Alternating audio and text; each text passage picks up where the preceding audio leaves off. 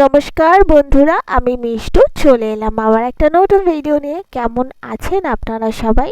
আশা করি আপনারা সবাই ভালো আছেন। আমরাও কিন্তু দারুণ আছি।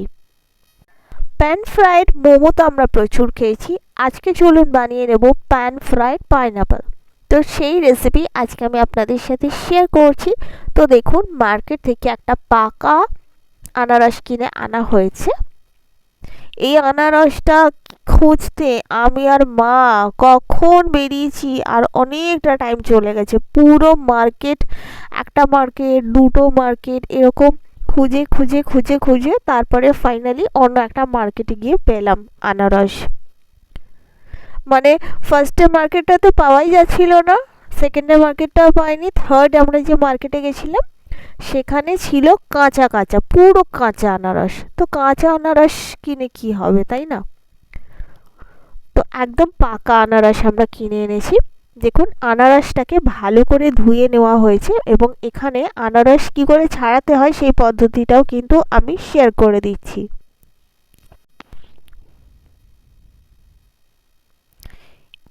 এই আনারসটা একদম পাকা ছিল, তাই মা বলছিলেন যে কাটতে গিয়ে একটু অসুবিধা হচ্ছে।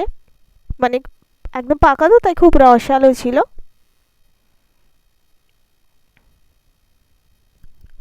এই যে দেখুন, আনারসের ছালগুলো তো ছাড়িয়ে নেওয়া হয়েছে। এইবারে এইগুলোকে, আমরা তো বলি আনারসের চোখ, আপনারা কি বলেন আমি জানি না, এগুলো কিন্তু কেটে নিতে হয় যতটা সম্ভব।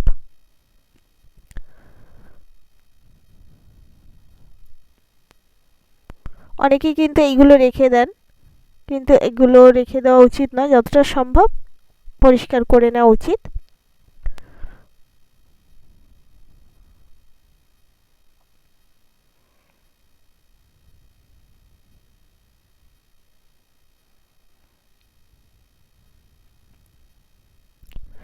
তো দেখুন, অলমোস্ট এখানে কিন্তু আনারস কাটা হয়ে গেছে। এইবারে মায়েরগুলোকে ছোট ছোট পিস পিস করে নিচ্ছেন। ছোট ছোট পিস পিস করে নেওয়ার পর দেখুন কত সুন্দর দেখতে লাগছে। এবারে এতে অল্প কিছু মশলা মেশাতে হবে।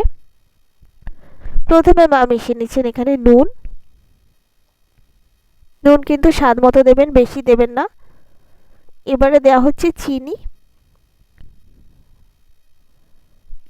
এবার এর মধ্যে দেওয়া হচ্ছে কিন্তু লাল লঙ্কা। আচ্ছা, আপনারা যদি চান তো গুঁড়ো লঙ্কা দিতে পারেন, সেটা অপশনাল। আমরা দিইনি, কারণ আমি ঝাল খাই না, সেজন্য দিইনি।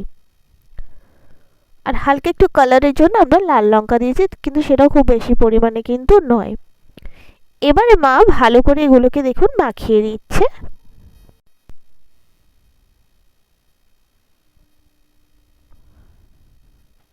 ভালো করে এটা মাখানো না হলে কিন্তু ভালো লাগবে না খেতে।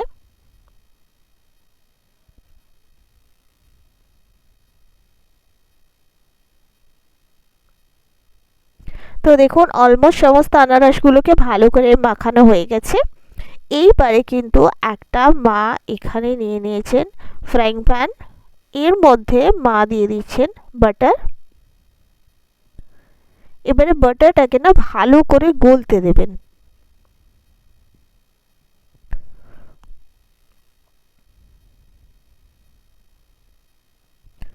এবার দেখুন ধীরে ধীরে বাটারটা গলতে শুরু করেছে।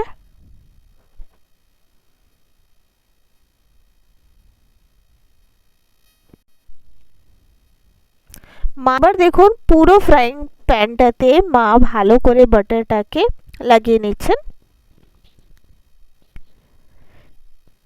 এইবারে একে একে মা আনারসগুলো এতে দিয়ে দিচ্ছেন। তো দু সাইড কিন্তু ভালো করে এটা ফ্রাই করতে হবে। তো দেখুন আপনার প্রসেসটা। ততক্ষণে আমি বলে দিই আনারস খেলে কি কি বেনিফিট পাওয়া যায়। আনারসে কিন্তু আছে প্রচুর পরিমাণে ভিটামিন সি। এটা কিন্তু ইমিউনিটি সিস্টেমকে বুস্ট করে।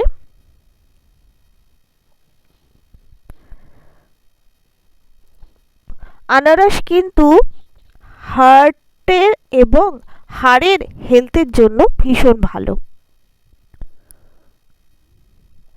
আনারস কিন্তু কোলাজেন বুস্ট করে, মানে আপনার স্কিন অনেক বেশি ভালো থাকবে। এলাস্টিসিটি যেটা স্কিনে, সেটা বজায় থাকবে। আনারসে কিন্তু আছে অনেক পরিমাণ অ্যান্টিঅক্সিডেন্ট।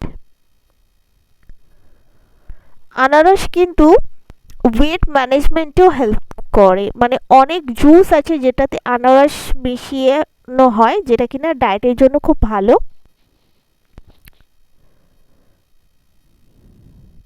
খুব ভালো করে হজম করে আনারস, মানে হজম ক্ষমতাকে বাড়িয়ে দেয়। স্কিনের জন্য তো ভালোই, আমি বলেইছি আগে। তো দেখুন আমার কথা বলতে বলতে আনারসগুলো কিন্তু পুরো প্যান ফ্রাইড হয়ে গেছে। আর এটা এত ভালো খেতে হয়েছিল যে আমি কি বলবো, মানে এটা কিচেনে বানাচ্ছিলেন মা।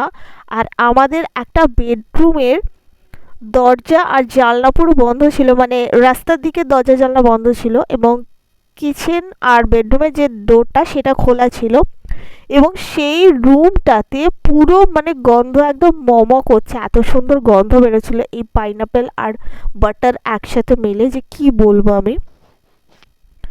এই দেখুন আমি আপনাদের ফাইনালি দেখাচ্ছি রোদে এসে যে কত সুন্দর দেখতে লাগছে। আর এই যখন আমি ভিডিওটা বানাচ্ছি না বন্ধুরা, আমি কি বলবো, আমার হাতে এই মানে পাইনাপেলগুলো থেকে এত সুন্দর সুগন্ধ আসছিল যে মনে হচ্ছিল কতক্ষণে আমি খাই, সত্যি কথা বলতে, মানে এত সুন্দর সুগন্ধ ছিল, এবং এটা এত টেস্টি খেতে হয়েছে। আপনারা চাইলে কিন্তু একবার এটা ডেফিনেটলি ট্রাই করুন আনারসের সিজন চলে যাওয়ার আগে। আশা করি আপনাদের এটা ভালো লাগবে। তো বন্ধুরা, আজকে এই ভিডিওটা আমি এখানেই এন্ড করছি।